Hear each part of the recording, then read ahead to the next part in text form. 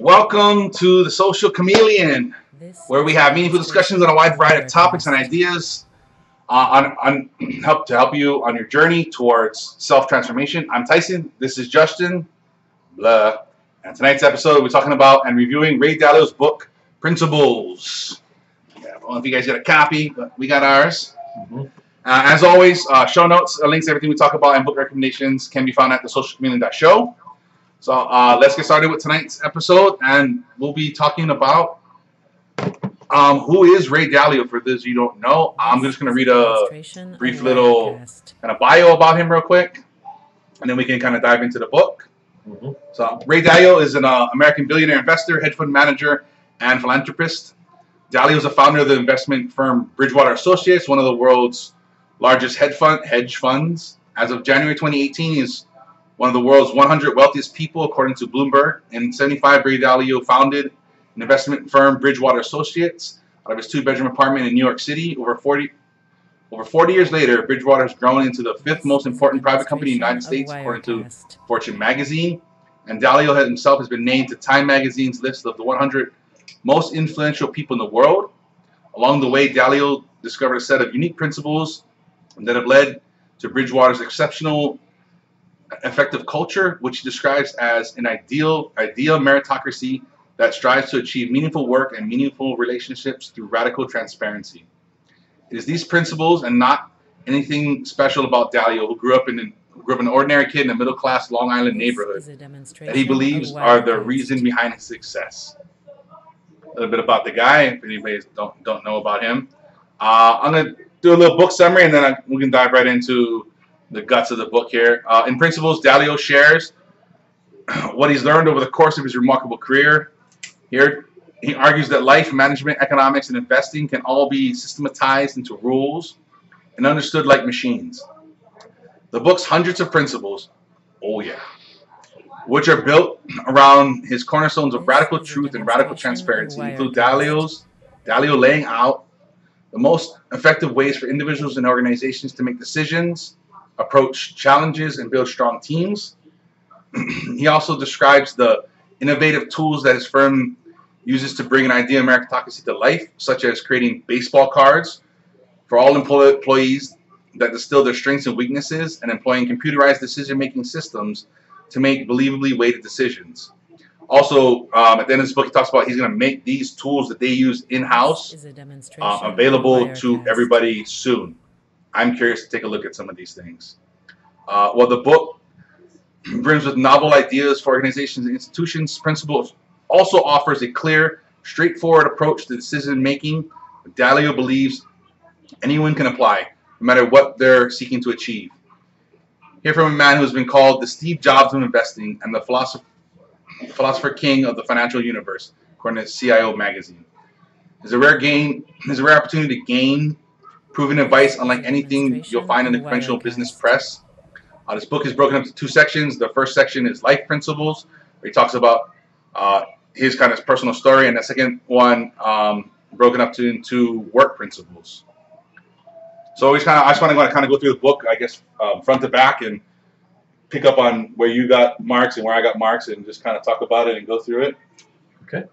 It looks you're pretty far deep in page 136. I'm on 136. Yeah. All right. You want to kick it off? Yeah, I did want to kind of kick it off here in the beginning. As you can see, I mean, got a bunch of good marks. As Tyson's looking for his mark, go ahead. You might be wondering what principles are. It's basically, if you want to break it down, it's kind of like rules of engagement that provides a clear understanding of what's going on, clear communication. Yeah. And it's not only viable in the work field. I don't know if this comes up well in the camera, but I mean, these things are broken up. I mean, so granularly. I mean, there's so much, detail, and he breaks these things down. But it provides a general understanding. Framework, can we say? Maybe? You can say framework, parameters, where to play on the football field, the basketball court itself, right?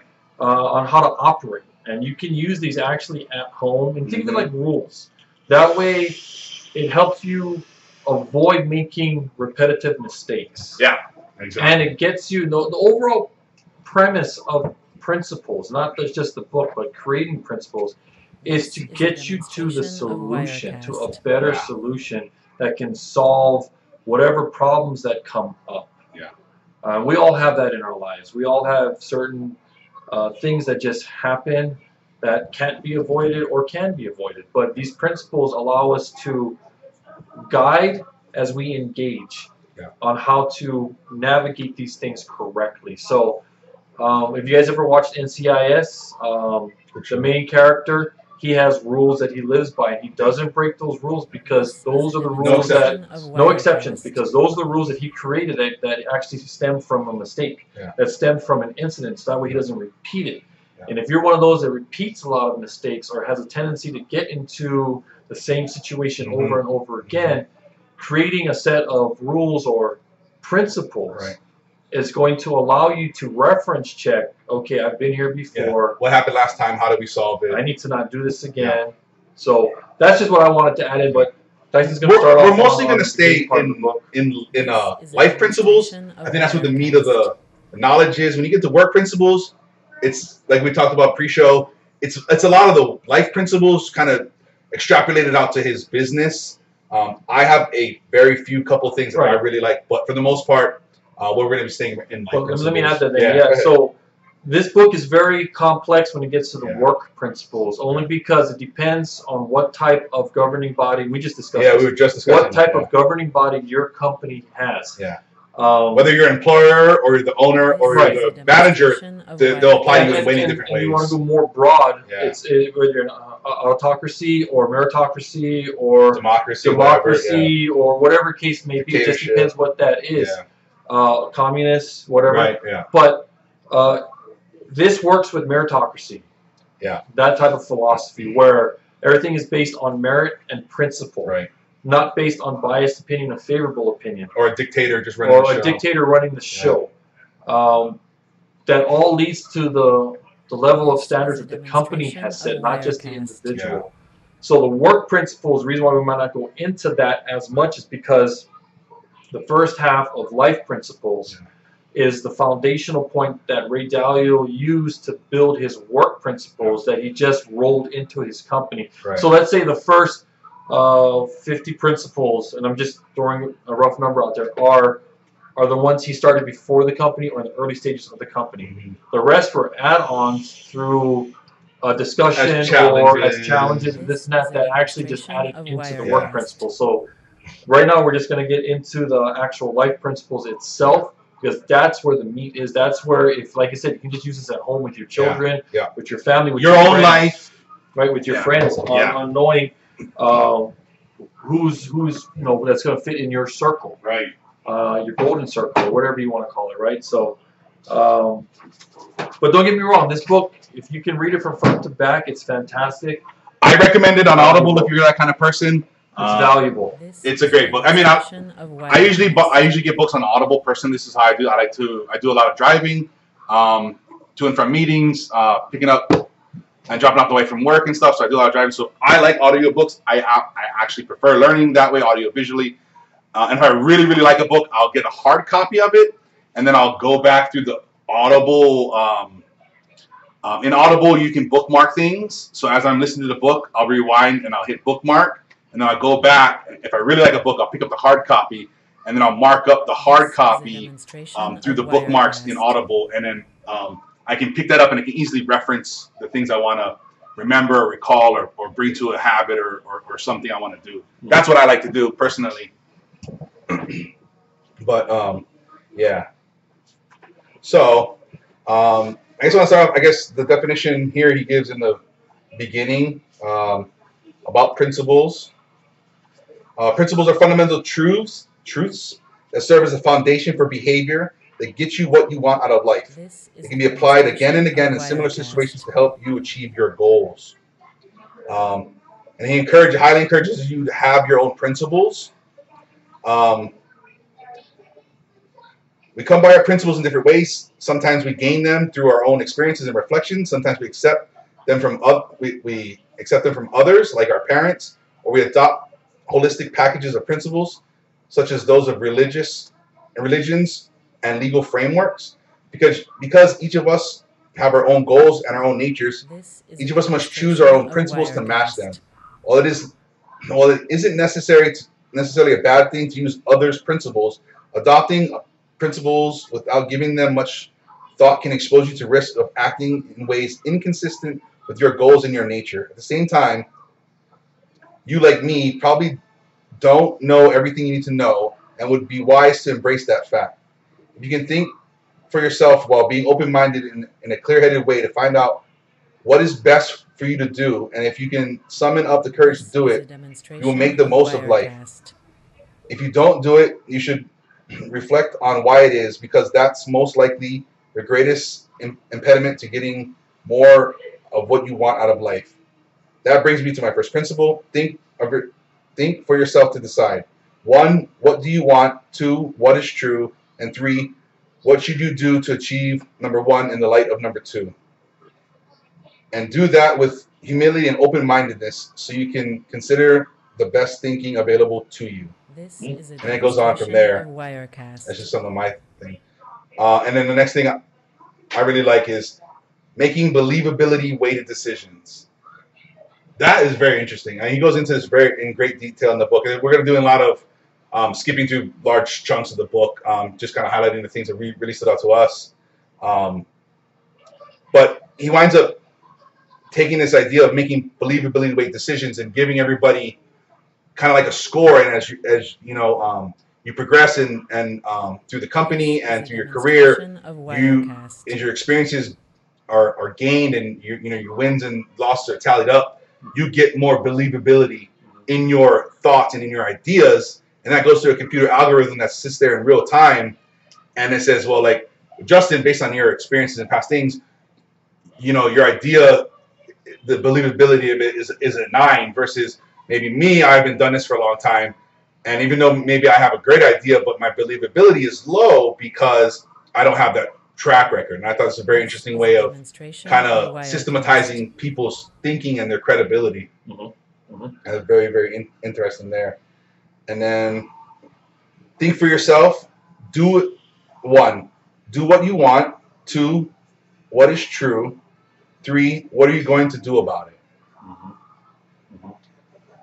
It's just, and then here we get into, it's pretty straightforward stuff. I mean, a lot of it is very, very straightforward.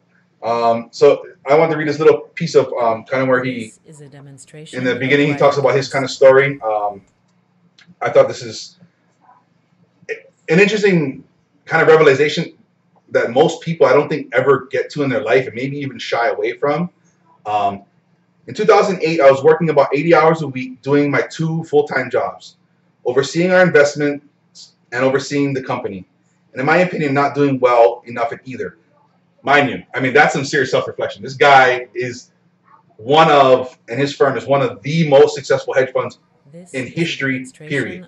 They've only had, I think, 2 or 3 down years, and I don't think they've had a down year in like 20 years, some odd years. So this guy's telling you he's not doing a good job, but to all outside reflection, they couldn't do no wrong. Well, he's taken on more than he could. Right. Yeah, and that's what he gets into. That's what he goes into here. He's like, I felt that I and the company more broadly were slipping from being perceivably excellent. From the get-go, I had toggled acceptability between investment management and business management. But now that we were a bigger company, the business management side was demanding much more time than I had to give. I conducted a time and motion study on all of my investment and management responsibilities. It showed it would take me about 165 hours a week to achieve the level of excellence that I would be satisfied with in overseeing both our investments and managements. This was obviously impossible. Since I wanted to delegate as much as possible, I asked whether the things I was doing could be done excellently by others, and if so, who those others were. Everyone agreed that most of those areas couldn't adequately be delegated. I clearly hadn't done a good enough job of finding and training others to whom I could delegate my responsibilities. I just love seeing that. It's like, what a revelation. Most people, I don't think, would dig deep enough within their person to come to this, bring it to your fellow board members and C-level executives and say, I can't handle this. I'm fucking up. Who can help me? Nobody. You're not training anybody. Oh shit! Oh my god! Are you kidding me? But see, it took him being in that situation, that scenario, to come up with the idea that, okay, wait, I'm not adequately prepared right now. I can't even walk away if I wanted to.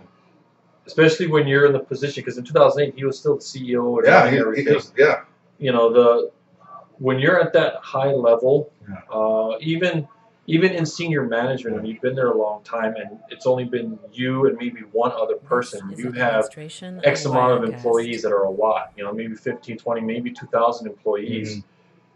The transition period from you to the next manager or CEO is going to be quadrupled compared to a small level or mid-level supervisor that's leaving. So that means, like Ray Dalio, it took him, what, 10 years? It took him 10 years to leave the CEO position. To leave the CEO position because of... And he had to come back once in the middle of it. Because of how big of the puzzle it was, with everything that had to be balanced. So he understood that he just can't leave and dump it to somebody else, because if he does that, that's instant chaos. So that was the perfect reason why he came to that revelation. And because they run a meritocracy type of company, he had to bring that to the attention of everybody else, saying, hey, look, I'm accountable for this, but we need to make sure that from here moving forward, however we transition the company, it has to be in an effective way that still is on the path to reaching our higher level of standards and goals that we've set for the company, not just for the individual. So it's fantastic for a CEO to just do that and not just walk away and disappear from a company. You have to really not only have the best people hired, but you have to make sure that those people can effectively do what you do or innovate better than what you have done. And that's the caveat. That's the hard part, is because you work with your lower level individual for X amount of years, and they've studied you, they've worked with you, but you don't know how they really can do in your shoes. Until you actually... Or do they even want that job? Or are they even really ready for that? Because that's... Even though you've groomed them, doesn't mean that they're actually fit or ready. So it's a process. And anything in life, you really have to trust the process. But if you don't have principles, you don't have parameters in place, there is no process to trust. You're just winging it. Winging it. You don't know how to pull or what to do. You know what I mean? So. And then, you know, I like winging shit. He hates that. He hates when I do it. I like winging it, and I had to learn the hard way not to wing it. And just a few weeks ago, I was trying to do something. I was trying to figure out how to pass off this task onto somebody else, and I'm like, fuck, I didn't systematize. I don't have it written down. It's all in my head.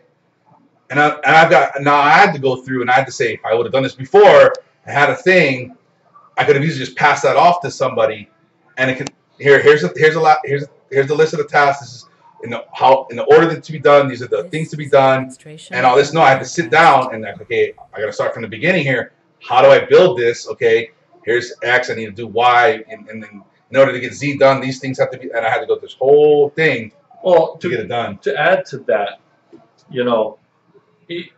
Not most people are good teachers.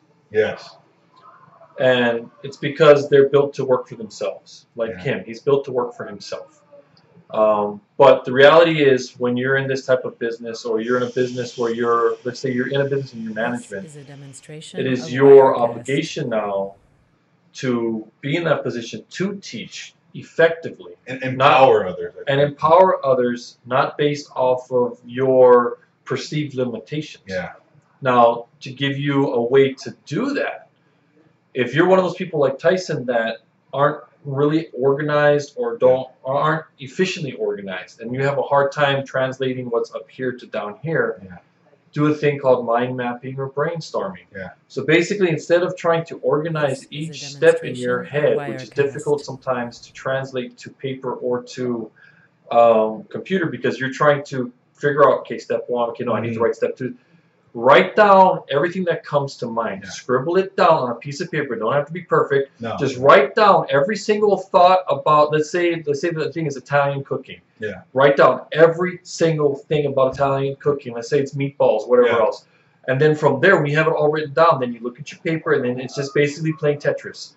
You're taking your thing, you're putting it here. Yeah. You're taking your thing, you're putting it in, and you're crossing it off your list. It's the best way to help somebody who is not as organized. If you continue to do that, eventually you get into a routine of, as soon as you know that at some point this is going to have to be transmitted to somebody else, I'm going to just start typing it right now. Yeah. Level 1, bang. Okay, sub-level 1, bang. Right. You know, sub-level B, bang. That way, as you're slowly adding to your, you know, it's like people who what's that thing called? Doomsday people, right? Oh, the preppers. The preppers. It's like prepping, right? You're slowly putting away stuff gradually. Yeah. It's like writing your user manual, your owner's manual for that process or that item or thing. Because I don't care how good you are, no matter how organized you are, if you are on a time crunch, that time crunch really affects your concentration and your ability to think and it's hard to really. Like I said, I don't care how good you are because you're jammed. Yeah. And now you're really trying to just plan everything down. Exactly. But if you're in that position, this is great for kids who are in college. If you have high school kids, whoever's watching this, have them just sit back. Doesn't matter the timeline. Just have them mind map and write everything down. Well, I just wanted to add that in for his thing. On your thing, pro tip, what I like to do personally is either on my phone or on my computer, I have is that the text-to-speech, even, I mean, you don't have to buy anything. I have a fancy program I bought some years ago. But in Google Docs, you can go in, I think it's Tools, and then you turn the mic, and you start talking. And it'll start, I like to do that. I'll just talk through it in my head. I'll just talk, and then it'll just type out in the Word document, and I'll start typing out. Or if I'm on my phone, I'll either do a voice recording, or I'll talk to Google, and I'll do a note to self, and I'll just start talking. That's what I like to do. And then even if you do a voice recording or you video yourself, you can get that transcribed, and then you can have all that written down. That's what I personally do. I record it either on a voice note or something like that automatically does the text. Or if I do a video or a voice recording, then I'll have that transcribed later. That's pro tip for me. That's what I like to do. Yeah, no, that's actually really smart. I mean, like I said, I procrastinate a lot sometimes, especially when it's a strong thought or a strong concept. And I'm not procrastinating because I'm lazy, because people have to understand when the general idea out there or the perception is if you procrastinate a lot, that means you're lazy. No. But it works two ways. There are those that procrastinate that are lazy because they just don't want to get It's avoidance. Done. It's avoidance. And then there's guys that procrastinate because they've got too much loaded. Yes. That they're trying to jam it all out at one time, and it takes. That's me, the second one. It takes the ability to concentrate and focus and relax and calm down, and through meditation and whatnot, to slow that train down, to get it to a point where it's like, okay, now I can see every cabin. And then sometimes you'll start a project and you have to walk away. You have to do that sometimes. It's great. No, it's actually a lot of times you come to like revelations because you put a project to the back burner, but it's in your brain. It's in the back of your subconscious, and your brain's constantly thinking about it. All of a sudden, like when I get in that way, I'll go over to the pool or I'll go on a walk or something like that, and I'll be, kind of like, oh, look at the birds. Oh shit! Oh, I got it. Right. And because your brain is still constantly working on it. So don't be thinking, especially if you're doing a project, don't be thinking that, okay, I got to get this PowerPoint done, right now. You're going to sacrifice quality. Yeah. You will. So by rushing through it, because you're not allowing your mind to naturally massage the idea, to naturally come up with a correct and efficient and effective solution. So whatever you got going, just pause it, save it, walk away, go eat, decompress. Take a nap. Make sure you do something that's totally relaxing, and then allow yourself to come back. Me, I use music. I kick it back in. It's like, okay, boom, I'm right back on the computer, and I'm jamming through everything. So I need quiet. Yep. I need just like pretty much silence. Well, I used to be the same way. I used to be the same way, but I realized that when you get into a real scenario, right? You're not going to have that opportunity to be in a completely quiet and relaxed mode. So to stop yourself from panicking and having anxiety, let's say you find yourself drowning. All these things are going on. You won't have time to calm yourself. So you have to, nothing wrong with what he does, but I'm just giving you guys another option. Yeah, I mean, sometimes it's not possible. Yeah. You have to work at it. You have to be able to concentrate during chaos. Yeah. I've learned to do it. I mean, I used to be one of those where, I said earlier today when I was talking on the Facebook thing that I had to sit quietly to concentrate as I read. No sound, nothing. Completely quiet. I had to put earplugs in my ears in order for me to read a long time ago.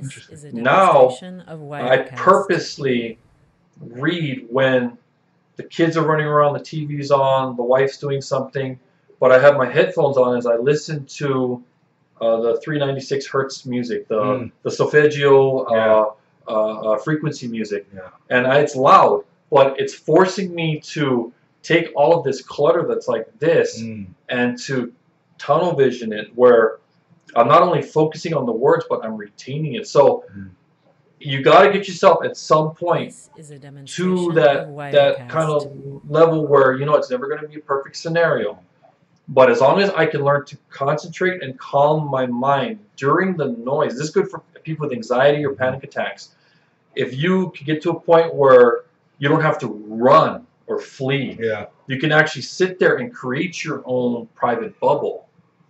As the chaos is going on, you'll actually find more health out of it. You'll find a better feeling out of it, because it's like, okay, now I have that power of control. Now it's like I'm bringing it back in, but it takes work. Anything you do, just like the principles, it's not a one-time thing. You write it down. It's consistency, you gotta live it. Consistency, and it sucks. It's hard. You question yourself. You want doubt. You're wondering, why am I doing this? Why can't I just take the easy route? But if you don't want a better life, if you don't want bigger goals, if you don't want to raise your standards or level up, then run. Running is easy. And you know what? Some people, that's okay. If you want to have a chill, regular life and you don't really have big ambitions, that's fine. There's nothing wrong with that. You know, but recognize that. Don't think you have to do these things because that's what you see or that's what your friends are doing. I'm going to add on to your thing, because you know what? We've seen this too many times on Facebook.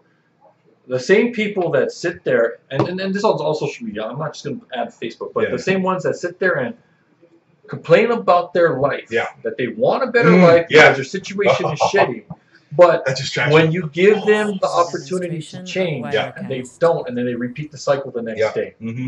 Oh, I'm low on cash. Oh, the times are hard. The struggle is real. And then 2 weeks later, I got this new coach person. Not even 2 weeks later. The next day, you're vacationing. You're at the beach. We're at Tahoe. It's just wonderful. I'm like, because you're telling yourself, I have to reward myself, but then you go back to, okay, so what we're talking about, the original point is, if you don't want a better life and you're happy with your life right now, then don't worry about it. It's about leveling up your standards. But you also got to stop the complaining. No. That's for the people that don't complain. That's for the people if you're not complaining, that's for the people you make 50, 60K, you're cool, life is great. That's for the people that just love their life. But the ones that sit there and want change, but won't, and know that they have the ability and opportunity to change their circumstances, because they control their choices, but they don't. That's all on you, because at the end of the day, you're complaining about a resource issue. And I mentioned this when I talked about this on Facebook a couple days ago. You're fucking around with a resource issue. You don't understand it. You're the resourceful one. So you're talking about life is hard, but then you're posting pictures back out there that your life is great. Then you're going back to life is hard. You're wondering why people are making comments. Or tuning you out. And then you're getting mad about the comments. Well, you should look at what you're doing, because you're putting the conversation out there for other people to chew on, and you're mad because people are chewing on that conversation. Why? So wait, so you told everybody about this, but you want no feedback? Or do you want sympathy? Like, what do you... And when you don't get what you're looking for, you get all pissed off. Like, this is why principles is so important, because it builds parameters for you to assist you in your thinking and your choices. Mostly your choices, because it is hard to understand the concept of controlling your choice, controlling your consistency, and controlling your commitment. But with the right tools in place that you can create, and of course get help from other areas or gain other tools. But the initial tools that you create, in those habits, it's kind of like a parole officer. It's kind of like the referee that keeps the game in check. Right.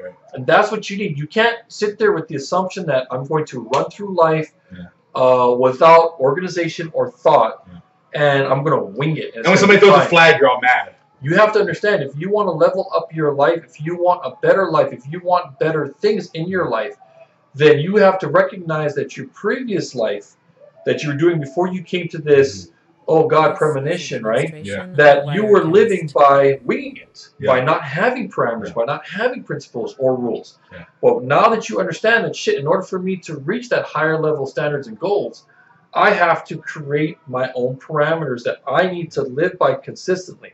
Yeah. You can kick any habit. You can kick any problem. Yeah. You can change your circumstance. You can look up as many stories as you want on YouTube, because there's plenty on YouTube. There's plenty on all the places. Yes. People come from worse situations, Yeah.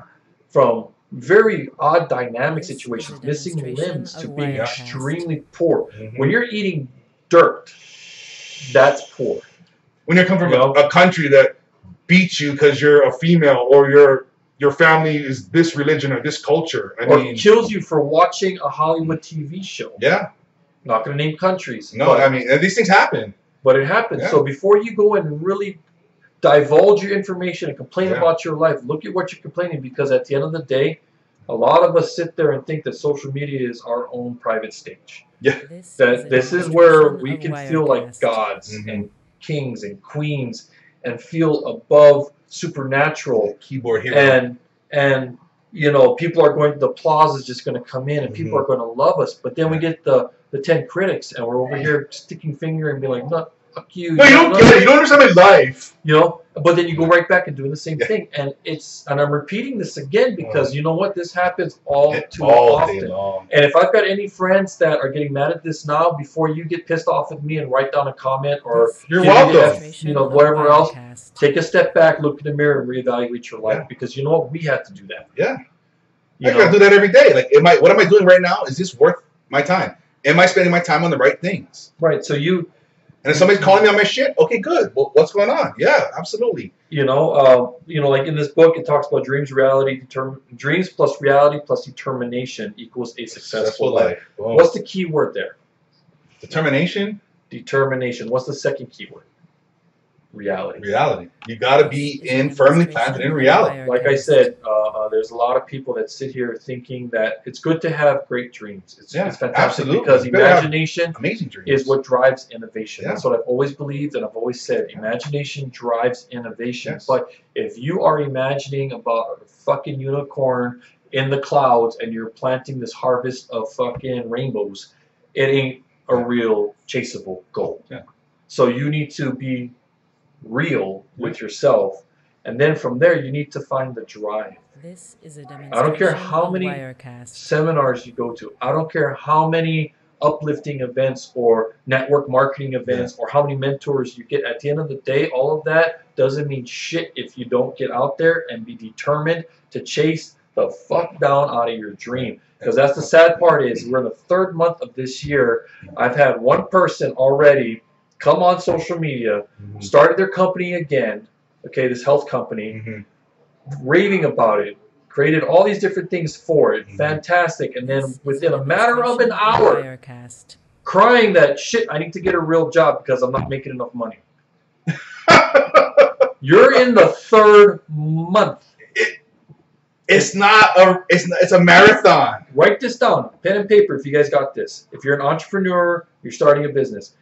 90 to 120 days before you start seeing some level of success. Write that down as your first principle. Yeah. By all means, because that's the honest to God truth. That's a reality check that you have to come to grips with. And that is where it tests your intestinal fortitude. Right. Your guts. Yeah. At the end of the day, no guts, no glory, right? If you're not 100% into what you're doing, and you're an hour, 30 days, 60, 100, 200 days in, and you're ready to quit, it's because you ain't give a shit about what you're doing anyway. You know what the secret to all the millionaires is? It's not the swipe up or, hey, download my ebook. Hey, you know what? I'm going to give you this free this. Come see me here, do this. Pay $200 for that. Pay $3,000 for this. It has nothing to my 10K seminar. Has fucking nothing to do with that. At the end of the day, the real essence of being a millionaire is understanding how to deal with rejection, heartache, failure, and mistakes. Because guess what? They're going to happen. It's like a pack of wild wolves. It's going to come and eat on you when you're limping, walking straight away, and you need to learn how to survive. And the more successful you get, the more people are going to come after you. But the key to that is just coming out of this book, Principles. It's not only learning how to deal with the mistakes. There's dealing with it, and then there's finding a reason for why it's happening and a solution. The great ones, the ones that become millionaires, they find the positive reason for why this negative mistake has happened. And then they go out and say, you know what? I thank you for that mistake. I thank you for that rejection. I took information out of it. I'm going to improve myself for the next one. Oh, I got rejected again. What went wrong with this one? Fantastic. It's about your character. It's about your drive. It's about your emotion. You cannot let that deplete. You can't be scared because you're not collecting paychecks. It's that persistency. You got to be persistent. You got to understand it's a long game. It's for the long haul. Principle number 2, be persistent. See, we can do this shit all day. Sub-principle, long game. You want long money? You got to play the long game. I mean, short money? Play the short game. There's plenty of ways to hustle. There's plenty of ways to, for days, to make extra cash. And we've talked on this before in one of the other episodes.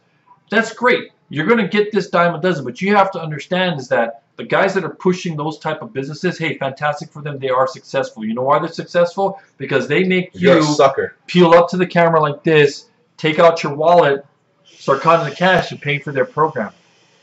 Paying for their program. And they give you the jip and the jive, and they tell you, you're going to make $1 million.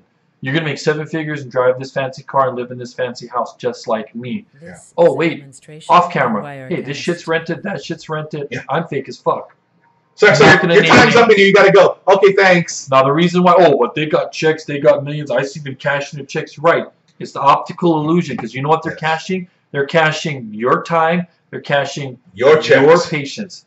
Okay? They're cashing in on your dreams because you don't take the time to use principles to break it down and look into an investment opportunity, because there's investments and there's investment opportunity.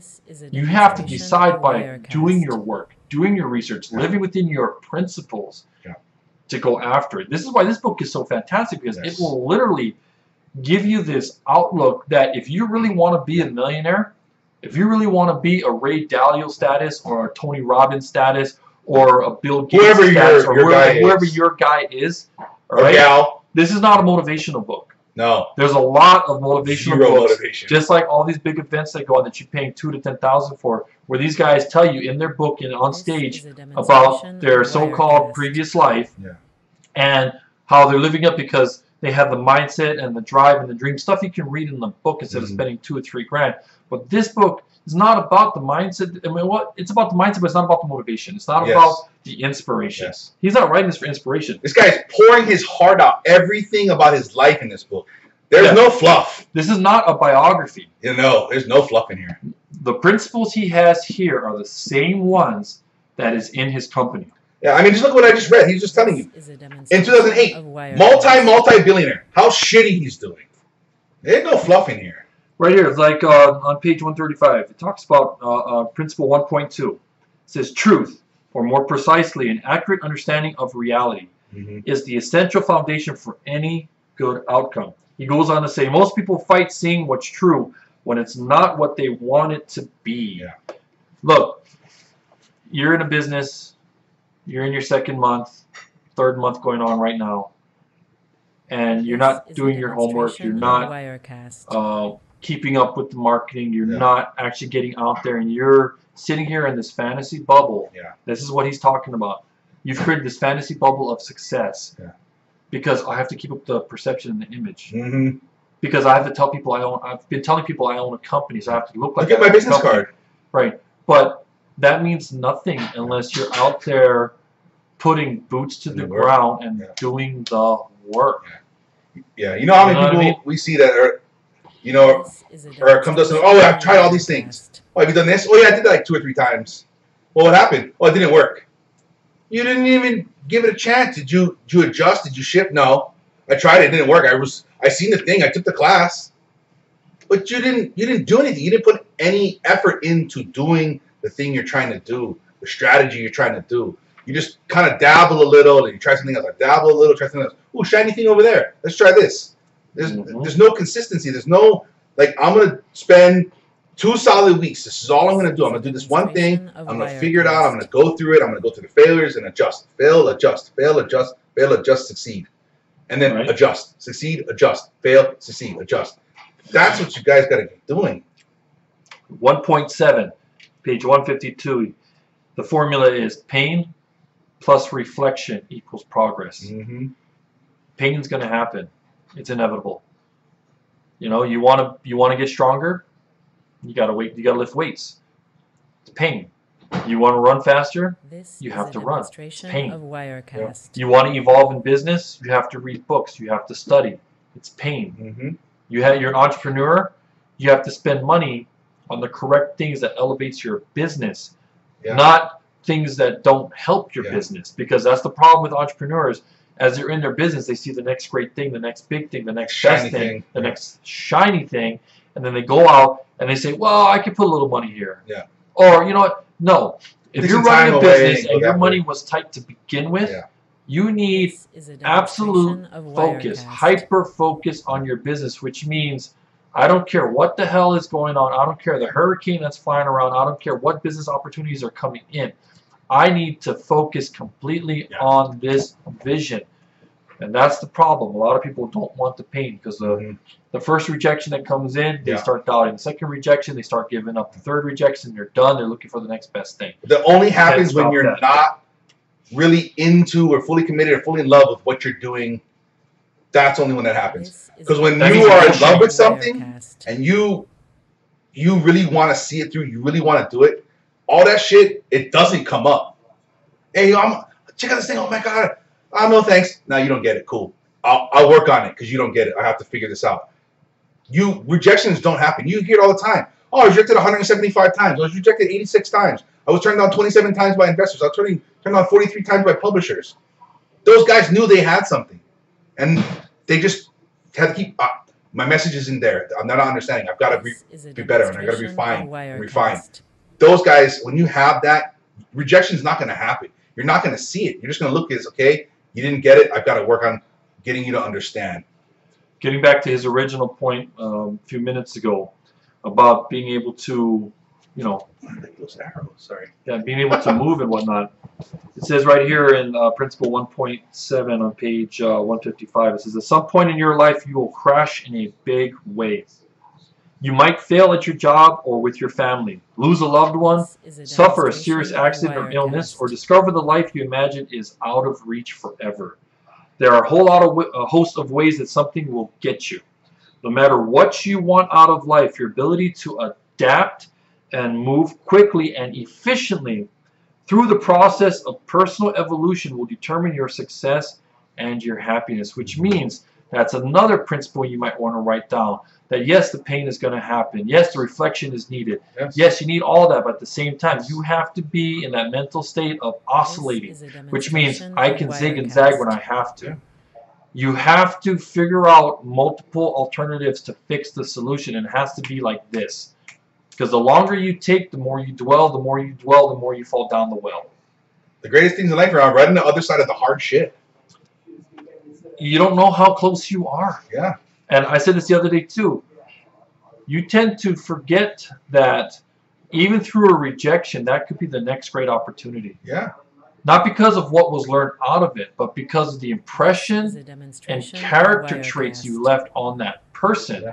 They might be thinking about you down the line, and they might give you a phone call. They might make a suggestion. But if you come off pissy, upset, depressed, whatever. You're a douchebag. You don't get it. They're going to remember that. Yeah. And some way, somehow, things are always connected. You do not know where the next horizon is going to be. You do not know where the next opportunity is going to come from. So treat every opportunity, good or bad, as something as possibly great or as a possible opportunity. And every person, treat every person great. You don't know who these people are, or who they could be, or what. I see this all the time. You know, people are like, oh yeah, I met him and I heard his pitch or whatever, but he's a douchebag. I'm like, really? He's a douchebag? Oh, wow. He's like, but what I fail to know is when that person rejected him the last time or thought negatively of his idea, he acted like a douchebag back to the guy. Oh, fuck you, whatever. You don't get it. Oh, you guys don't. And it's like you just blew it forever. This is a like I'm trying to talk to you. This guy, I know that guy. He's a douchebag. I'm like, oh shit, you blew it forever now. Your reputation is you're now a douchebag. You're now difficult to work with. You're now this because you can't control your emotions. You can't take the constructive criticism. You never know who you're going to run into later down the line or what you're going to be doing necessarily down the line. You might come up with something and then they come to people and they're like, no. I can't work with you. I've tried this before. It doesn't work. So you got to check yourself, check your ego, check your emotions, and just take that breath, take that second and say, all right, this is just not the time. It's not the thing. I'm going to preserve this relationship, preserve my reputation, my ego, because in the future, I may need this relationship. This could be a valuable thing. I could provide something for you, or you could provide something for me. So I would take that. And it's just kind of cool because I just happened to open up to this section, and I don't even know if that's related to what we're talking about just now. I don't know. No, but it just happened to relate. Interesting. It says 1.9, page 156. It says, whatever circumstances life brings you, you will be more likely to succeed and find happiness if you take responsibility for making your decisions well, instead of complaining about things beyond your control. You can't control the rejection. Yeah, you can only control what you can control. I've seen people go through the greatest pitch, have the greatest first half of a meeting, just to have the person say, well, you know what, I'll be honest, this really isn't for me. In that moment of pain, heartache, about to cry, and rejection, you have to get a hold of yourself and control your thinking and say, okay, look, I can still end this in an amicable way and still leave a solid impression that adds to my reputation down the line. And how you handle things in those type of moments is really going to give you a great outlook on how your business is going to go and if you're going to succeed or not. But yes, you got to be completely aware of how you respond. You want to act like a little petulant child, go right ahead. At the end of the day, when your company fails or your entrepreneurship fails, because it'll fail because of you, and you're out there looking for a job, this person might come across your application and not know it's you, and then see you face to face and go, hey, you're that little fucker that was crying and calling me names and flicking me off because you sat there and said I wasted your time. And you're sitting here on your resume saying that you're great in pressure situations. Think about that. So you never know where that next rung on that ladder, that next rung of opportunity is going to come from. So always be mindful of that. It says most of life's greatest opportunities comes out of moments of struggle. It's up to you to make the most of these tests of creativity and character. Okay? In order for a samurai sword to be made back in the day, they had to fold the metal. They had to pound the shit on it. Any sword. You've got to stress it. Pound the shit out of the metal. It has to be burned. Has to be dropped in water. Has to be hammered to get it to where it's a fine piece of instrument, right? We love samurai swords because of the technique, because of how it looks, because of the sheen. You don't know how much work goes into that. Thousands of hours. But it's pain. Generations of technique and it's pain. You want to live in that big, beautiful house? Guess what? Those guys that built your house built it through pain. Right? There's so many stories of people.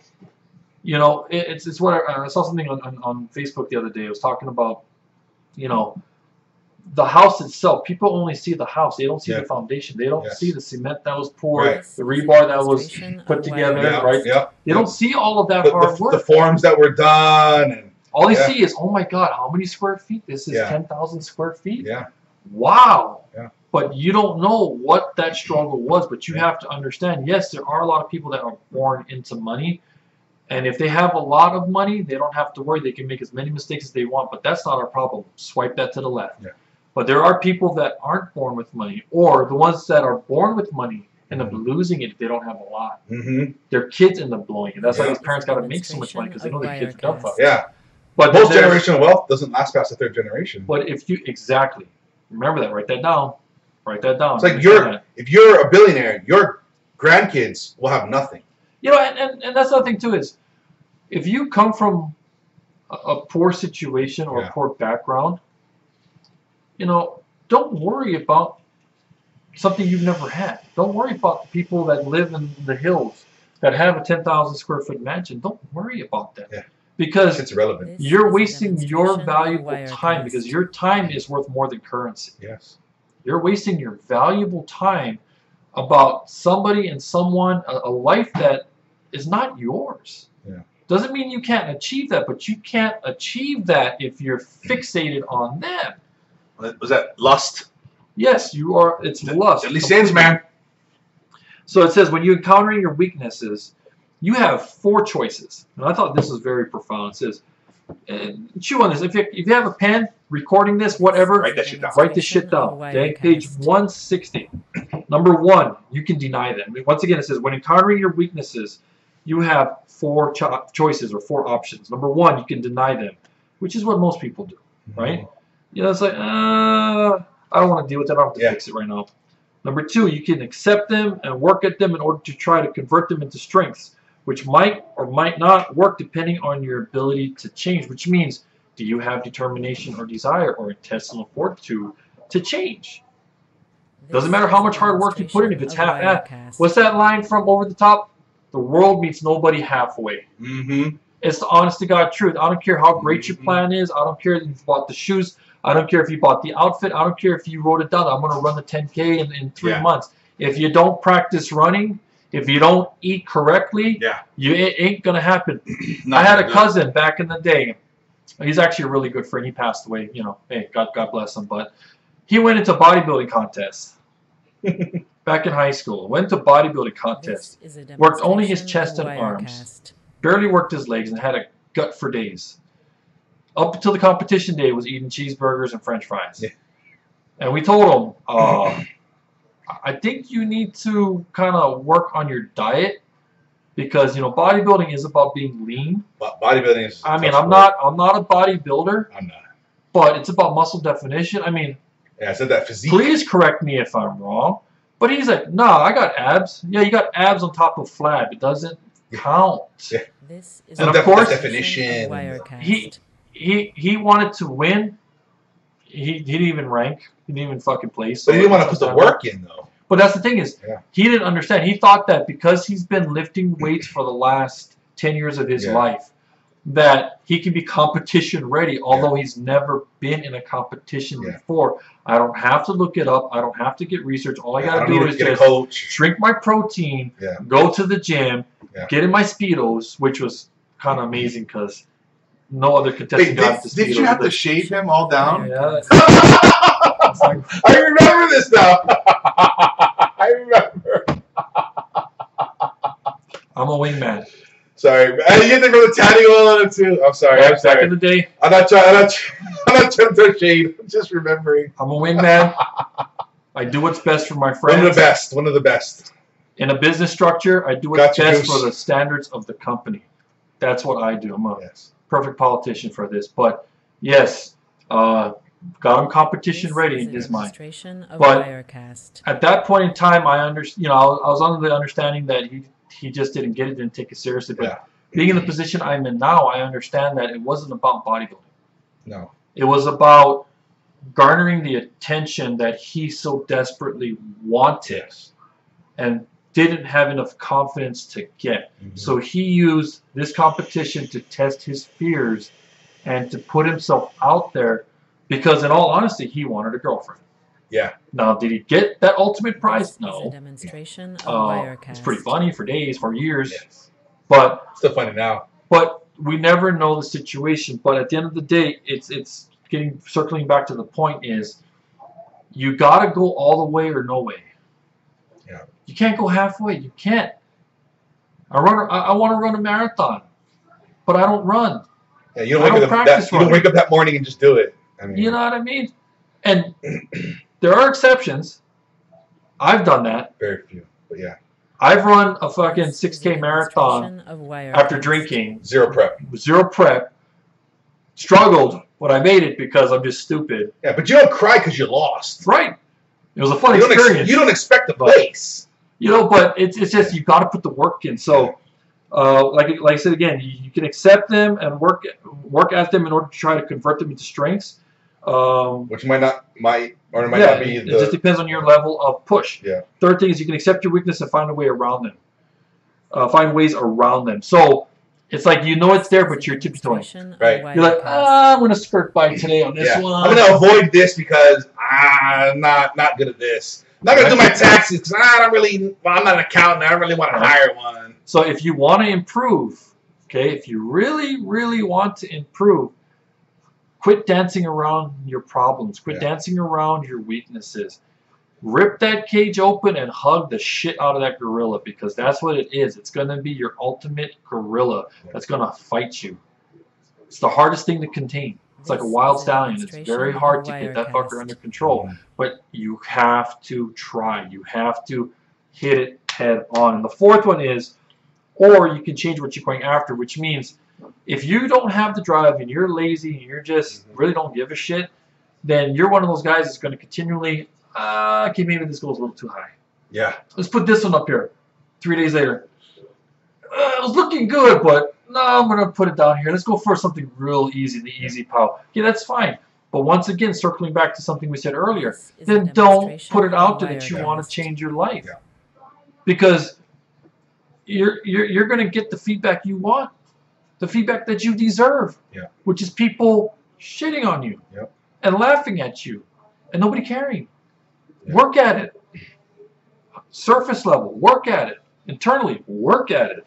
Jesus, I'm tired of these. I'm tired of this. It's funny and great for our profession. Yeah, it's fantastic. But this is what I'm talking about. And hey, psychologists, therapists, cognitive behavioral therapists, I give them all credit. The work that they do is fantastic, and some people do need that. Yeah. But how we differ is our company doesn't want to help you cope, because we understand that time is worth more than money. Yes. If we help you cope, we're making money off of you, which makes us just like those other guys out there giving you this impression that we can make you rich and millions, okay, which we really can't. We don't want to do that. We want to really say, hey, you know what? Let's fix you. Yeah. Let's really get you focused, but it's a two-way street. The relationship goes, if you are not prepared to jump in and work with me, then we're not doing this. Yeah, exactly. We are very strict on people we work with. Yes. Selective. Well, strict and selective. We have principles. Yes. At the end of the day, I don't care how difficult your situation is or your life is or your problems is. I want to help you. Yes. But if you don't want to get help, if you're not willing to walk that 3 miles to where the water source is, I'm not going to drag you. No. Because that's putting limitations on my ability to help somebody else that really wants to run there. Yeah. On one leg. Who's already running there. Who's been, that lion that's been hungry for a month. We're going to find that zebra. I'm not going to hand you a steak. No. But guess what? We're going to go about 10 miles out and we're going to find some fucking, some moose, some caribou, something. Hell, go on a fish diet. I don't care. We're going to find food. Yeah. That's what we do. We're going to eat. I'm not here to hold your hand and sing kumbaya and cope. But some people need that, and I've accepted that. Yeah. But I'm also very passionate, just like him, on what we're doing. At the end of the day, if you want a better life, you need to go to the right people that aren't going to coddle you, that aren't going to sympathize with you, that's going to empathize and say, you know what? What is it that you really want to do? What are you after? And now how bad do you want it? Yeah. What's affecting it? Yeah. Who's part of it? Yeah. This is a Who are you fighting for? Wirecast. Right? Oh, I've got a kid. Right. That's who you're fighting for. And it's no longer about you. Oh, I want a better life for you, for your kid. Yeah. You got to fight for it, right? So.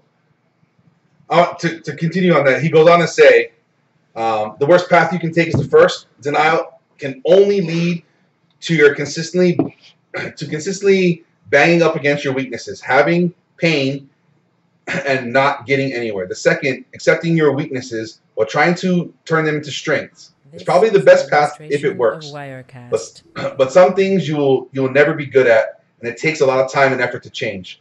The single best clue as to whether you should go down this path is whether the thing you are trying to do is consistent with your nature, i.e. your natural abilities. The third path, accepting your weaknesses while trying to find ways around them, is the easiest and typically the most viable path, yet it is the one least followed. The fourth path, changing what you're going after, is also a great path, though it requires flexibility on your part to get past your perceptions and enjoy the good life when you find it. And then the next one, F, I had this highlighted in mind. Asking others who are strong in areas where you are weak to help you is a great skill that you should develop no matter what, as it will help you develop guardrails. Oh, It's been an hour. Oops. Forgot to. Video saved. Share. Sorry, guys. Instagram gives us an hour. You Facebook guys are lucky. This is a demonstration of Wirecast. Live. And welcome back, Instagram. Sorry. Point E.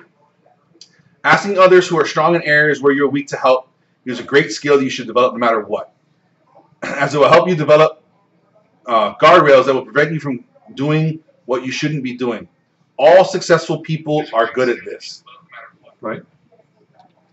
I want to kind of circle back here to some of the earlier things. Well, let me add this real quick. Go ahead, absolutely. To add on to our points, this is strange how it's all falling right into place. It just falls right in. 2.3, page 175, it says, focus on the what is before deciding what to do about it, which is what we were talking about. If you don't have a clear indication on what it is you want to do, if you just say, "Hey, I want to be successful," that's not a clear. I want to be rich. That's not a clear indication. You have to be as specific as possible, because once you are specific, whether it's what you want out of life, the things you want to gain, let's say a house, a car, and really writing it down, the size of the house, where the house is located, type of car, type of model, you begin to subconsciously focus on, subliminally focus on these things, and your body, it's like its own engine. It'll start to line up in place to chase it without you knowing it. You're going to start noticing these things and start going after it, and your body, your amygdala, and all stuff is just going to start running wild and saying, "Look, we got to get this. Yeah, we have to get this." And you think about to kind of visualize what he's saying. You ever get a new pair of shoes or a new car or something like that, and all of a sudden that's all you see? That's that system working. When you're hyper focused and you're hyper, you get that vision of exactly what you want. That's that thing when you start to see it everywhere, and you start to your body and things will start to conspire to make it a reality. So that's to kind of give you that visual of what he's talking about there. I want to go on this kind of a little bit back, jump back here a little bit. He's talking about his early days when he was his personal story. The heading of this one is learning what shapers are like. So in this here, he's talking about when he's trying to transition out of his role as CEO of the company. He was butting up against a bunch of problems, and what they wind up dubbing it was the Ray gap, because there was these gaps that with him trying to pull away from the business and lessen his role. They found the Ray gap, all these gaps that he had created because he was filling them by had not, like he was saying earlier, had not trained the proper people to do his thing. So everyone agreed here the gap was in what we called shaping. To visualize what I mean by shaping and shapers, think of Steve Jobs, who's probably the greatest and most iconic shaper of our time, as measured by the size and success of his shaping. A shaper is someone who comes up with unique and valuable visions and builds them out beautifully, typically over the doubts and opinions of others. And it goes on to talk about more about Jobs, Elon Musk of Tesla, SpaceX, Jeff Bezos of Amazon, Reed Hastings of Netflix, Gandhi, and it kind of goes on to talk about these different type of people in that thing there. And then kind of skip ahead a little bit here. He went to go in and doing like a bunch of research on these different people and asking them all this set of questions to try and dig down into what makes these people these type of shapers. What he kind of finds out is what they all have in common. They're all independent thinkers who do not let anything or anyone stand in the way of achieving their audacious goals. Not this mini bullshit. I need a new pair of Jordans or something. Audacious goals. They have very strong mental maps of how things should be done, and at the same time, a willingness to test those mental maps in the world of reality and change the ways they do things to make them work better. They're extremely resilient because their need to achieve what they envision is stronger than the pain they experience as they struggle to achieve it. Perhaps most interesting, they have a wider range of vision than most people, either because they have that vision themselves or because they know how to get it from others who can see it, who can see what they can't. All are able to see both big pictures and granular details and levels in between, and synthesize the perceptives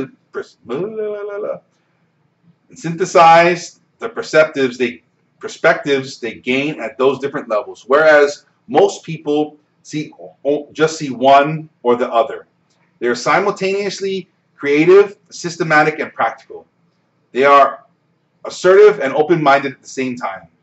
Above all, they are passionate about what they are doing, intolerant of people who work for them who aren't excellent at what they do, and want to have a big, beneficial impact on the world.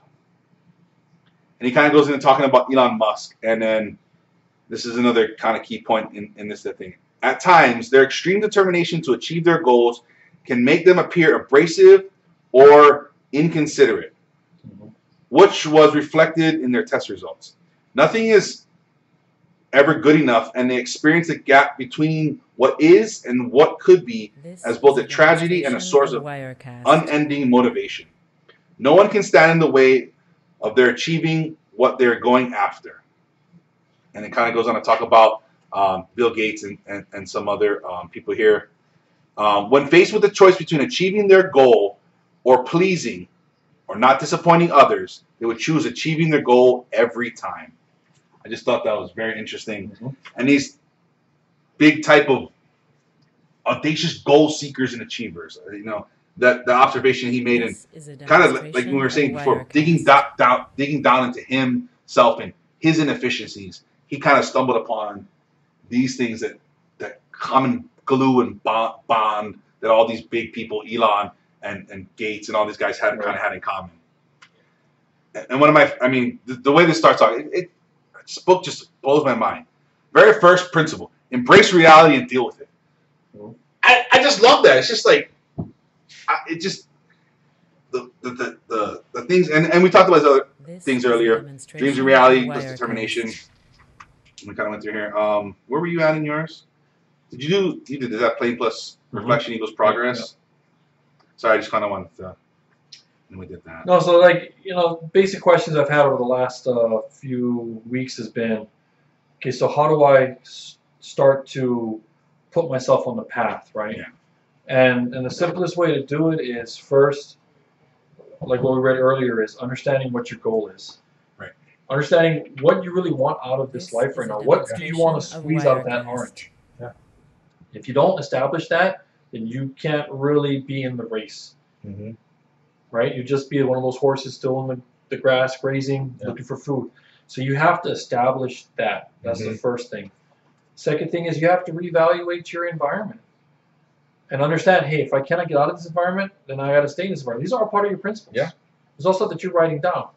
But if you can't get out of your environment, what are things in that environment that you can change, that you can create as principles? Okay, I can stop cruising with these people. That's one principle. Oh, if I get a call after 10 p.m., I need to stop this. I can't do that. So these are little things you can do. But the other thing, too, is write down, keep a journal day to day of what those mistakes are, what those things that you're doing wrong. Evaluate. And to be honest, that does take coaching. But you can do it yourself. You can sit there and actually write down, okay, I want to change this attitude of mine. Start the whole day. It's kind of like people that were dieting before. Yeah. They have to write down everything they ate. Yeah. So same thing. You write down all the bad things you're consuming, the bad things you're putting back out. That way you know what reference points are and what the triggers are. Yeah. But the biggest thing is, if you have a business idea and you know it's going to take capital, you want to bounce the idea off of people that are reliable but believable. Don't be bouncing it off friends. Don't be bouncing it off people your family members, your girlfriend, your boyfriend. This is a You got to bounce it off people. Wirecast. One kind of, unless they can give you radical No, honesty. I was getting to that. Okay. You don't want to go through them because they're going to give you biased opinions. And like how he just alluded to, unless one of those family members is doing what you're doing, and can give you honest feedback from a business mindset instead of a personal relationship mindset, and actually give you the reality check, the harsh truth about, look, this is what the business entails. This is what's going to happen. This is what's probably going to happen in the first 3 months, 6 months, 9 months, and a year. And if you're prepared for that, then I can set you up with somebody else. But if you don't have family members or friends that are like that, then you need to be resourceful. Yeah. Locate people that are doing things that you want to do. Yeah. And not just any old buddy. Locate the ones that are successful and ask them, hey, can I get 5 minutes of your time, please? Because I am curious about getting into this profession or to get this business idea out there. This is a demonstration of Wirecast. Can you give me the ins and outs? And make sure you have prepared questions. So with principles, you got to have questions because questions build your principles. And also, if you're going to reach out to these people, don't ask them questions that you can easily Google. If you're going to get these people's time, especially somebody that's a little bit more busy, maybe even a slightly bit famous, don't waste their time with stuff that you can easily Google. Okay? Right. Get real thought-provoking questions, real problems that you are actually facing. Okay? That's just my little... It's as simple as that. I mean, like I said, this book is fantastic. You know, you can build so much off of it, but at the end of the day, everybody's circumstance is different. Everybody's reality is different. And sometimes it is hard to walk away from people. Sometimes it is hard to change little mechanisms within ourselves. Oh, yeah, absolutely. They're called beliefs. Yeah. But with anything in life, if you want to be better, it grows off of rejection. It grows off of failure. It grows off of mistakes. It grows off of trying. But it also grows off of a clear path that's been identified, been solidified. You guys have all heard the Michael Jordan story, right? He figured out he wanted to get to where he wanted to get to, but it came from a birthplace of rejection. And he worked his tail off, just like Iverson, just like all these other guys. They worked their tails off to get to where they needed to get to be in the position that they're in. And if you're not prepared for the hard work, then you're not prepared to run a business. You're not prepared to be in a business and be promoted. Because even if you're not an entrepreneur, if you're not looking how to create your value, if you're not looking to build upon your value, then quit having wishful thinking. Complaining you're not getting a raise or promoted. Right. There's probably a big reason why you've been passed up. Probably a big reason why you haven't been, gotten the pay raise that you wanted. And to be all honest, it could be the company. But if you became that detective and gone through that path and realized that, oh God, it is the company, you have to be prepared to find something better. That's going to appreciate your time and your value. And you can't sit there and say, oh, I can't find another job. I mean, if you're that valuable, you can. It's just your beliefs have attached to your limitations. Because you're comfortable. Demonstration of Wirecast. Even through the pain, you're comfortable. I've been here 10 years. I know the people here. I got tenure. I have a routine. That's the biggest one. Oh, I have a routine. Oh, I have a paycheck. Okay, so how does that differ from all of a sudden you getting fired? No. Worse, actually. You don't have a plan. It's the same situation as leaving your job and finding a better job. But at least by doing it the way we just discussed and sticking with your principles, you're in control. Not only you're in control, but you're prepared. Yeah, exactly. That's what it is to be organized. It's just to be prepared, because there's always some sort of hiccup that's going to happen. I don't care how positive you are. There's always going to be some sort of hiccup. There's always the unknown unknowns. Exactly. So you have to be prepared for things that can be unpreparable for. But at least if you have a good sense about what's going to happen, or you've done your research, you've done your This is a legwork, you've done the demonstration right of steps, Wirecast. it'll work out. Yeah, But you gotta believe. You really, really gotta believe. But the book, like I said, we can get into the work principles, but yeah, we're not gonna really get into those work principles. I have some few more life principles I want to cover, and I think this actually leads right into this next thing I want to say here. Most people lack the courage to confront their own weaknesses and make the hard choices that this process requires. Ultimately, it comes down to the following 5 decisions. 1. Don't confuse what you wish were true with what is really true. 2. Don't worry about looking good. Worry instead about achieving your goals. It doesn't matter what your goals are. Don't think because your goals aren't to be rich and famous or whatever, that doesn't have to necessarily be your goals. Whatever you want out of your life. 3, don't overweight first order consequences relative to second and third order ones. We didn't kind of cover this. It is in the book if you're interested. 4, don't let pain stand in the way of progress. I don't know how much more valuable that could be. Like, what's the old adage? No pain, no gain. That's it. That's what it is. You know, you're gonna go through the pain. You're gonna go, but if it's for a worthy cause, if it's for something you truly care about and believe in, you're gonna endure. Okay, you've been through things before. You're still here. You'll get through them again. 5, don't blame bad outcomes on anyone else but yourself. You are 100%, always, 100% of the time, the reason for everything. Okay? You can get your head around that and stop acting like a pussy. You'll be better off in life. I'm telling you. Let's see the next one here I have here.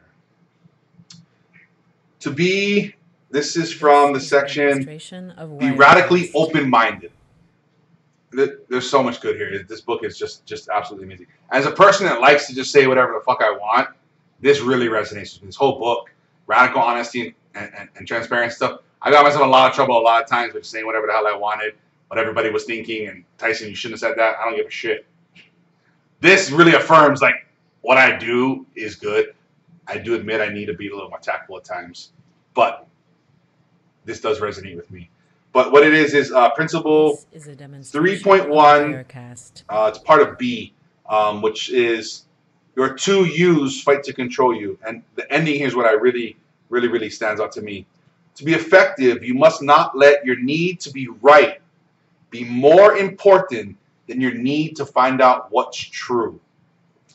If you are too proud of what you know or how good you are at something, you will learn less, make inferior decisions, and fall short of your potential. This is a demonstration of Wirecast. To be effective, you must not let your need to be right be more important than your need to find out what's true. That is critically important. Yep. Even if you already know what the subject matter is, what people are talking about, take that opportunity to listen. Maybe even reevaluate your opinions. Come to a new epiphany. Come up with a new idea. You can still learn something, even if you've already heard the subject matter or whatever. Practice makes progress. The more times you do things, the better you get at it. The more times you hear things, the more it sinks in. It's a very key point here. And then in this section, learn how to make decisions. Section 5, learn how to make decisions effectively. 5.1, recognize that 1, the biggest threat to good decision making is harmful emotions. And 2, decision making is a 2-step process. First learning and then deciding. This is a demonstration of Wirecast. And then that's all I have from life principles. I know did you have any more things in life principles? Did you kind of go through it all? No, that's basic stuff that I covered. Yeah. I had a couple of things in work principles I wanted to kind of highlight here. Like we said in the beginning, a lot of times it's hard because your situations may vary, but I think these are good things to keep in mind no matter what your situation is. For any group or organization to function well, its work principles must be aligned with its members' life principles. Now, even if your organization, maybe you don't have any influence over the management and different things like that, you can still influence your sphere of people around you, yourself, the way you carry yourself, the way you conduct yourself in your business. So keep that in mind. And then, like this kind of goes, as we go through work principles, I know this may be difficult, but I like to just put these ideas out there for you folks. To have an idea meritocracy, 1, put your honest thoughts on the table. 2, have thoughtful disagreement. 3, abide by agreed upon ways of getting past disagreement.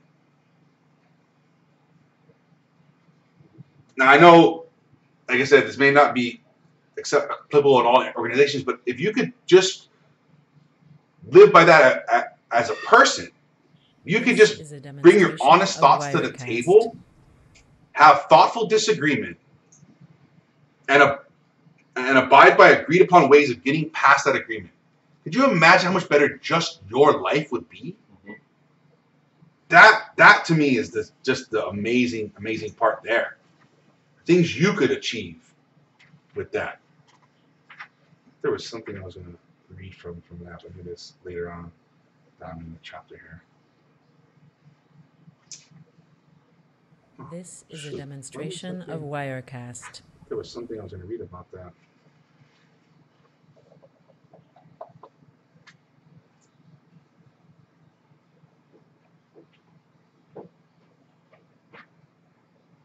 Shoot, sorry guys. I thought I was going to, there's something I was going to mark to read about that. Oh, you guys should definitely go through it. I mean, I couldn't recommend this book. I know. This is another concept I absolutely love. This is a demonstration. It's from 4.5 in Work Principles. Great collaboration feels like playing jazz. A, 1 + 1 = 3. 2 people who collaborate well will be about 3 times as effective as each one of them operating independently, because each will see what the other might miss. Plus, they can leverage each other's strengths while holding each other accountable to higher standards. That shit is key. Get around other people. Bounce ideas off of you. The 2 of you together, or 3 or 5, whatever, how many you can get together, the greater idea you're going to come up with, the more higher level concept you guys can tackle and get to. That is just absolutely essential in my mind. I think we don't embrace that enough, that collaboration, that thing, especially as we go through the school systems. It's do your work, don't copy your neighbor, don't talk to your neighbor, don't do these things. And then we get out into the real world, and we need those skills of collaborating and working together and bouncing ideas off each other. It's tough to develop. So whether you're young or old, embrace that idea. No, don't worry about people stealing your shit or taking credit. Who gives a fuck? That's nonsense. The greater goal is what you're after. However you get there, and if you work together, you guys can get there in a much, much greater and broader way than any of you could have ever dreamed of or done on your own. And then the last one here, from the book period here, it's from section 6.3. Don't leave important conflicts unresolved. A, don't let the little things divide you when you when your agreement on the big things should bind you. I think we a lot of times, and in the past, I do this sometimes, and I know we've done it. We're arguing about basically the same fucking thing. We're both basically saying the same thing, but we're arguing about it. And then at the end, it's like, it made no fucking sense, because we're arguing about the little things when we agree on the bigger idea. So don't let those things stop you, people, and don't let those get in your way of achieving those grander goals.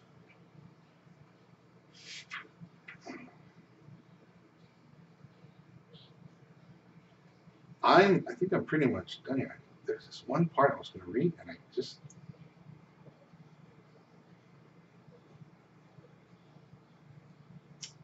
wish I knew where it was. This is a demonstration of Shoot. Wirecast. Somehow I just missed marking that spot, and I was really wanting to read. Oh well. That's it from this book. I really highly recommend you guys picking this up. At the minimum, for a framework for you to hone in on the things you believe in and you want to achieve and where you want to head in life, I think this is a wonderful starting place. Demonstration of Wirecast. Whether it's taking them word for word and adopting them, or taking the ideas and making your own things, coming to new realizations, I think this book is just amazing. And there's a lot to gain. It's a thick book. It's a good book. There's lots of things in here. I don't think it's a hard read, but it is a lot. It's broken up very well. In the center here, there's this red spot you see here. It's like a really well laid out index of all the points and kind of a highlighted thing. In the back, they have an index and stuff of things to kind of jump to sections when you have different problems. Very well thought out. Like I said, there's also, I know he's working on an app. I don't know when it's going to come out. I'm excited to poke around in there and see using some of these tools and things that he has developed. I'm very excited to see, kind of what comes out of this in the future here. Yeah, me too. That'd be exciting. No, do your giveaway. I'll read the 9 things after. Yeah, I have it on the screen. Oh, fantastic. You want me to pull it up on the screen right now? Do you give? I do the final thoughts. Okay, yeah. So, as always, we love giving away and giving back. And for tonight's giveaway, it's this book. I mean, I don't know what else I would give away, but it's this book. So if you go over to the socialchameleon.show, and on the top there, it'll say Pick Me. Or if you go to the socialchameleon.show/pick me, you'll go to the entry page, go ahead and enter to win. And then next week, before the show starts, we'll pick a winner. And I hope it's you. And I hope you get this book, and I hope you learn a lot, and it really changes, revolutionizes your life. That's going to be awesome. I think so. If you're watching. And I'll send you any copy you want. You want a hard copy, you want an audio copy, you want a digital, I don't care, whatever. It's free. Whatever copy you want, will absolutely love to send it out to you guys. Enter, like I said, socialchameleon.show /pick me, or if you go to socialchameleon.show on a tab there, hit Pick Me, and it'll bring you to every week's latest giveaway. Mm-hmm. And then I'd like to issue a challenge. I'd like you folks to think about and start to create your principles. Whether it's from this book or not, I hope it's from this talk at the least. Write them down. No matter how scatterbrained or how unorganized it is, start by writing it down. Start by thinking about it. Start by writing it down. Whether it's physically writing it, taking voice notes, recording yourself, however you want to do it. Doesn't matter how you do it as long as you're doing it. That's my challenge to you folks. I want you guys to go out there, start doing it, start thinking about it, start writing them down, start practicing them. And it's going to be like your own personal Bible of things. You're like your own commandments. Like, what am I doing in this situation? And you just pull up your thing and go, I've done this before. This is what I've thought about. I've already thought of. This is how I'm going to react, and this is how I'm going to conquer this problem, situation, or success, or whatever it be. That's my challenge to you folks. Mr. Look. You can pull that up. Oh, yeah. So I just want you guys to chew on this. I said this the other day, but I'm going to repeat this. It's 9 basic things you need in order to be successful. I'm going to go through the 9. I'm going to explain it. Sorry, before we start, I'll post this on the show notes for this episode, the socialchameleon.show, and so you guys can easily see it. There's no excuse now. 0. I give you 0. So 9 basic things. Because you know what? I created this because I got tired of seeing guys come up with these blueprints, these millionaire success blueprints, or follow my method, or swipe up, get the book. No swiping necessary. Get the email, get you to opt in. No, I'm just going to give it to you straight and simple. And these can be foundational, and you guys can add to it to create a stronger foundation, or if you think it's strong enough, that's fantastic. The first one, a spiritual relationship with God. and a deep faith in his plan for you. Wirecast. The universe, God, whatever you believe in, there's a plan for your existence. When you're ready to see it, when you're open, when your vision is open to accept it, then you'll see the plan God has laid out for you. But you have to act on it. But believe there is a plan. Mm-hmm. You know, that falls into how you treat others, what you do, your mindset, being positive, gratitude, affirmations, all those things. Have a stronger faith, have a stronger spiritual relationship, and trust in his plan, because sometimes the plan there's going to be good and bad. Mm-hmm. The bad sometimes is needed. It reinforces the good. So it could lead to the good as well. And exactly, it could lead you out of the cave. Yeah. It could lead you out of the cave. So even when you think that it's pitch black and there's no way out, there's no light, God put you on the path to keep moving forward. Just keep moving forward, because at the end of that cave or tunnel, you'll see the light, and you'll push through. Yeah. Number 2, understand. I like to understand the path in your life is seeking you. You've got to be receptive to receiving it and seeing it when it's there. Number 2, understand your deficiencies, areas of improvement. In order for you to grow, you have to know what you have to fix. You have to know what you have to gain. You have to know what you're deficient in. You have to be very self-aware of this. And you have to be absolutely honest. You're not going to change overnight without hard work or without hard realization of what you need to do.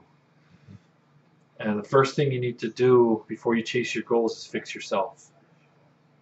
Can't drive on the highway of life without fixing the car.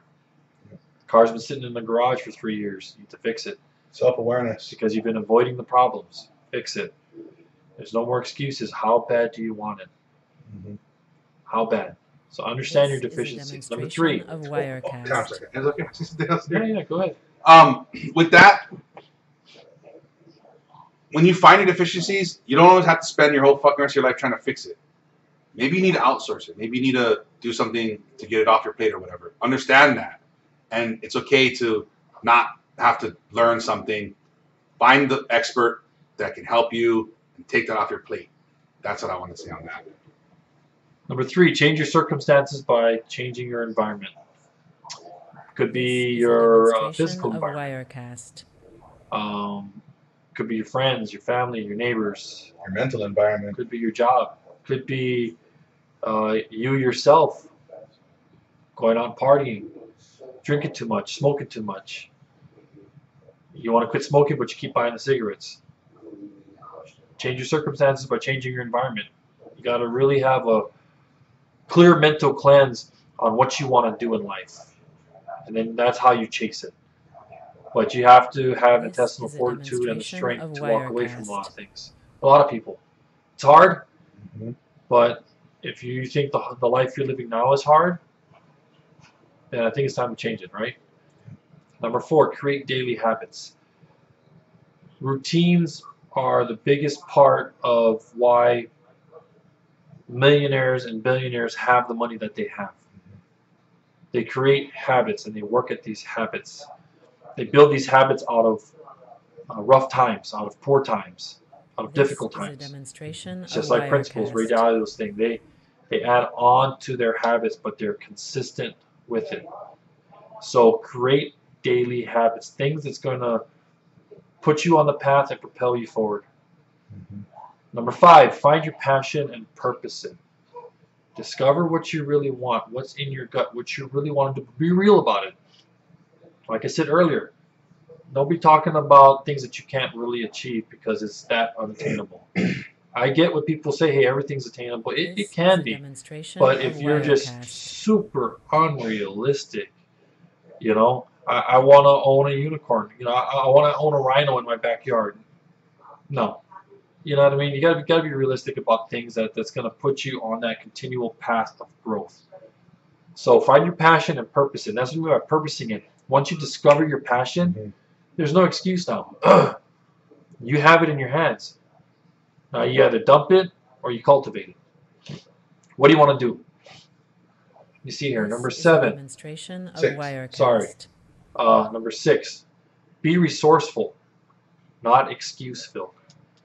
Excuses are like weeds all over the place. Mm-hmm. And it's fun to pick, it's fun to play with. It's easy, right? It's easy.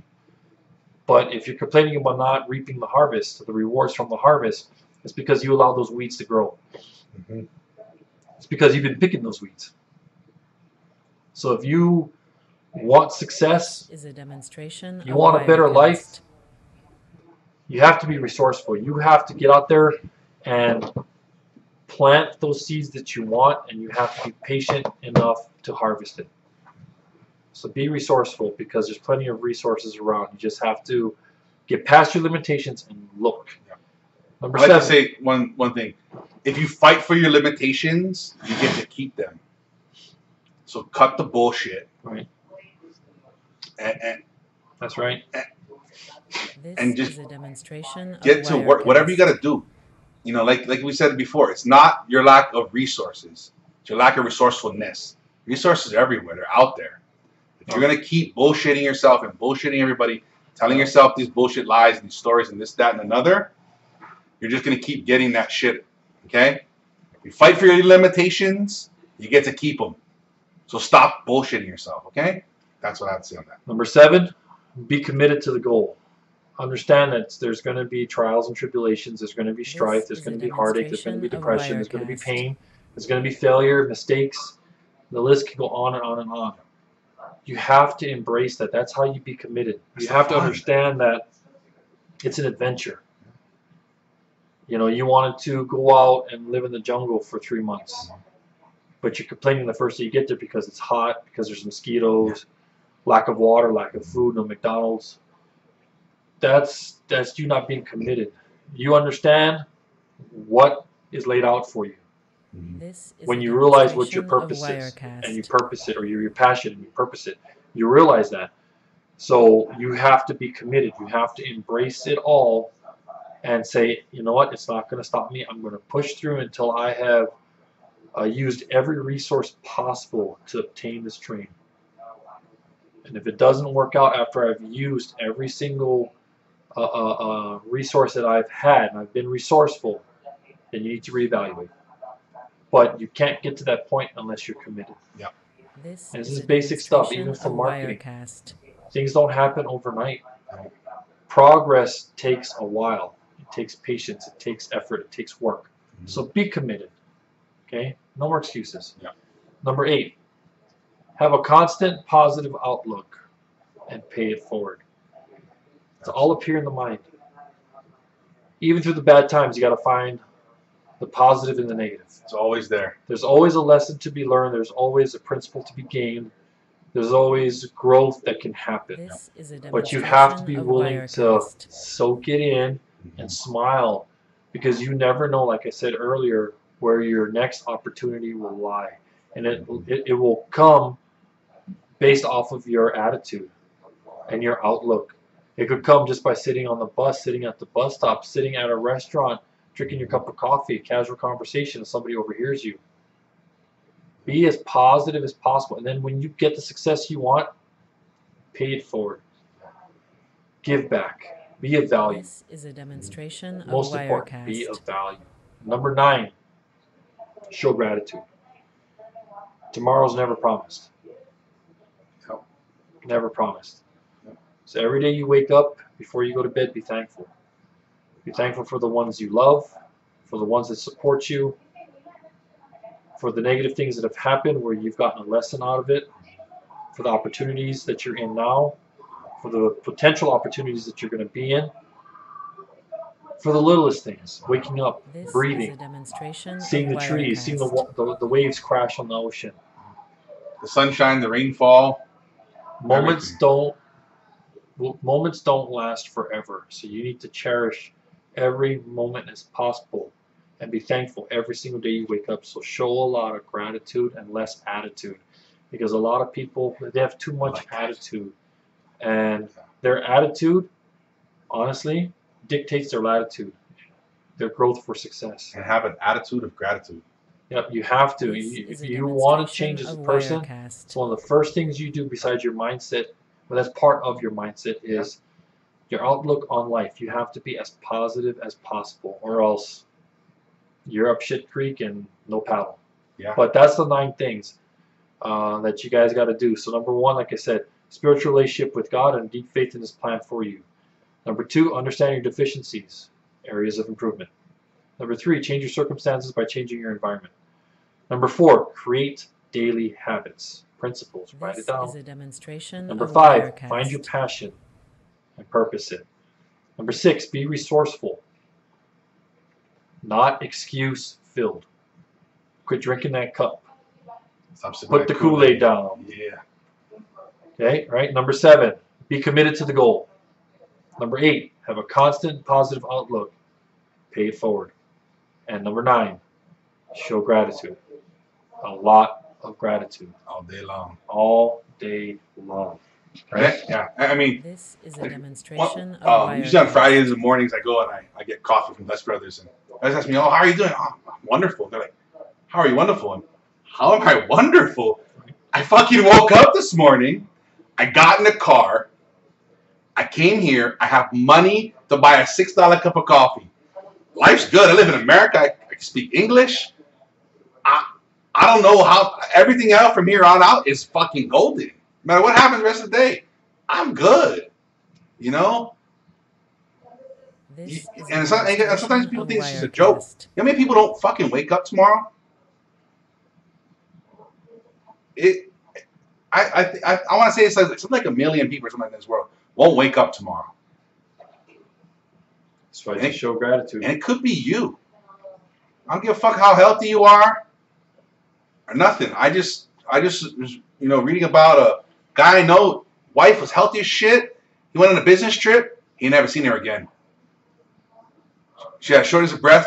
She died. This is a demonstration. Nothing was wrong. She's healthy, fine, perfect. Never seen his wife again. Nobody ever expects that shit. You know what I mean? Don't take this shit for granted. You woke up. If you live in America, wherever the fuck you live, I don't give a shit.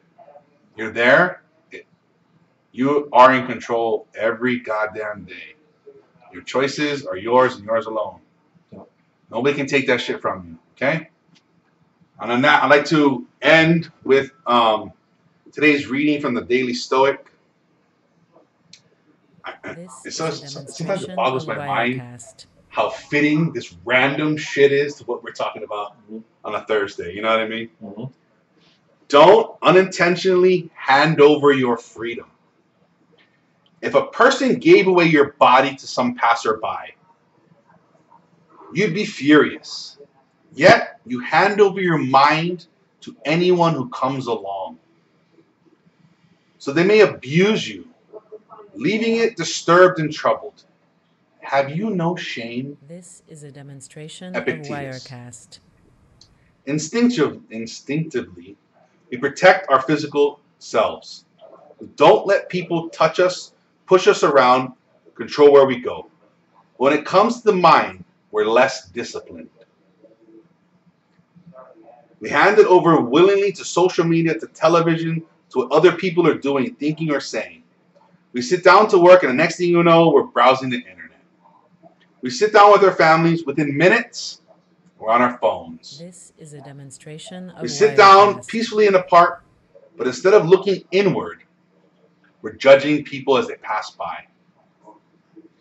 We don't even know we're doing this. We don't realize how much waste is in it, how inefficient and distracted it makes us. And what's worse, no one is making this happen. It's totally self-inflicted. To the Stoic, this is an abomination. They know that the world can control our bodies. We can be thrown in jail or tossed about by the weather. But the mind, that's ours. We must protect it. Maintain control over your mind and your perceptions, they say. It's your most prized possession. And add to this about being distracted. Your phone sitting on your desk makes a little ding or vibration. That interruption Costs you 23 minutes to get back in the mental state you were in doing the work you were doing. So every time your shit dings, little things pop up and distract you from what you're doing, it's going to take you 23 minutes to get back to that same place you were in. Turn that shit off. Okay? Stop letting other people control your time. And then the question to go with this, am I protecting my time and attention? Fuck yeah, I am. I'll tell you guys right now. My phone doesn't ding. I don't get no notifications for nothing. Only thing that happens is my phone rings, and sometimes I get a ding for text messages that are important. I don't got no apps, no social shit I can find. If I want to go on Facebook, I got to dig for that shit. If I want to go on Instagram, I got to dig for that shit. I don't get nothing pops up on my computer. I don't get no email shit. Nothing happens. Because I know that I need to be in control of my time and what I'm working on. I don't need whoever fucking around, tweeting me, Facebooking this or snap me that. They're not in control of my time. I'm in control of mine. You email me, I have specific time of the day I check my email. I'm in control of my time. Be in control of your time. Stop letting other people control your time. We can't get that shit back. Okay? Schedule these things. Schedule a time to go on social media. Schedule time to get your email. Spend a good chunk of your time doing your work, doing deep work. Okay? Stop letting other people take your time. Stop. I like to say, we let people cannibalize our time, and I won't let it happen. I don't stand for it. But on that note, you can find this guy over here at justinlook3.com. You do what do you normally got going on over there? It's a blog site, personal development stuff. Might throw in some business development stuff. I've got 4 up there right now. I've been working on the 5th and 6th one, but I've been sick, so it's been a bit difficult for me to juggle that. Yeah, absolutely. Because with that, I'm not regurgitating. It's just my in-depth thoughts on certain subjects, and I need to have a clear mind when I write it. You got what, 3 or 4 of them? I got 4 of them on right now. Go up there, guys. Great shit. I mean, I think my favorite one was the the depression. What was it? That was depression. That was absolutely that was my favorite. And it's not meant to go in depth. There's not a lot of facts. There's facts, but not in-depth facts. It's just like I said. It's my personal reflection or view on certain topics that either I have dealt with or have had other people gone through. So that's why it takes me a while to write those things. It takes me about 7 days to write one. I'm not reviewing a story. I'm not reviewing a movie. I don't do any of that stuff. So it's just it's just an entryway for you guys to reach out to us and understand that, hey, we've been there. We understand. We're going through it still, right? Yeah, so absolutely. Check it out. Absolutely. And like I said earlier, head over to the socialchameleon.show /pick me, or if you just go over there, you just get on tap, click pick me, enter the giveaway. I want to give you guys this book. I really do. I think it's help you greatly. Phenomenal. Yeah, absolutely. And as always, follow us all week long on our journey. Win the War from Within on all the socials. WinTheWarFromWithin.com is easy to get a hold of us. Like I said, the socialchameleon.show is where you can find all the links and everything from this and previous episodes. And I'd like to thank you guys so much for your guys' time. We really appreciate you guys being here and being on. It really means a lot to us. And thank you guys so much. You guys have a wonderful week.